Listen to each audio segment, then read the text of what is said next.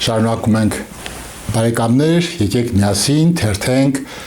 եկող շաբաթվա մշակութային օրացույցը եւ այսպես մայիսի 12 Մայիսի 12-ը Հայաստանի եւ ԽՍՀՄ ժողովրդական արտիստ, մշակութային, հասարակական մեծ գործիչ Էդվարդ Միրզոյանի ծննդյան օրն է։ Գիտեք, մեր ժողովուրդը սիրում է նշանավոր անհատներին եւ մենք բոլորս ապրում ենք այդ հույսով, որ կհանդիպենք նրանց մեր ժամանակի մեծերին։ Ես Էդվարդ Միրզոյանին հանդիպել եմ։ 80-ական թվականներն էին, մենք աղքատ ուսանողներ հավաքվել էինք կոնսերվատորիայում, ինչ-որ մեկն էլ հաց բերեց եւ մենք 7 հոգով ցամաք հաց էինք ուտում։ Աղքատ, բայց երջանիկ, լավատես, այնքան երազներ ունեինք, քուններս չէր տանում, այնքան երազում էինք։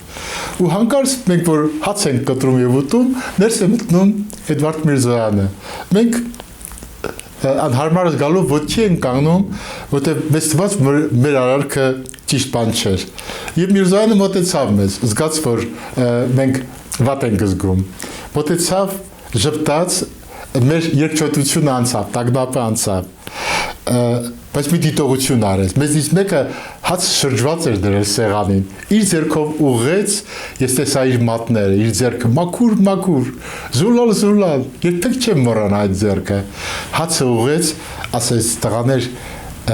հացը չի կարելի շրջված դնել։ Ժպտաց, պես գրկեց ու հեռացավ։ Իմ մեջ մնացել է այդ բարությունը, այդ ժպիտը մեծ մարդու։ Իսկապես, մարդ որքան մեծ է լինում, այնքան պայծառ է, բարի ու սիրով լի։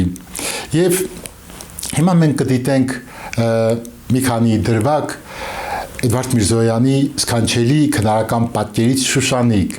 Եվ գիտեք ինչն է զարմանալին, ես մի քանի անգամ դիտել եմ դա, ինչու ենք հուզվում, ինչու արտասվում, ինչ է կատարում, իր ստեղծածն է, բայց ինչ է կատարում այդ անարատ, այդ մաքուր հոգու հետ, եւ ինչքան ջերմ են ծափահարում իրեն, որքան ճիշտ է մեծին գնահատելը, որքան ճիշտ է մեծին ծափահարելը։ Դիտենք այդ պատկերը։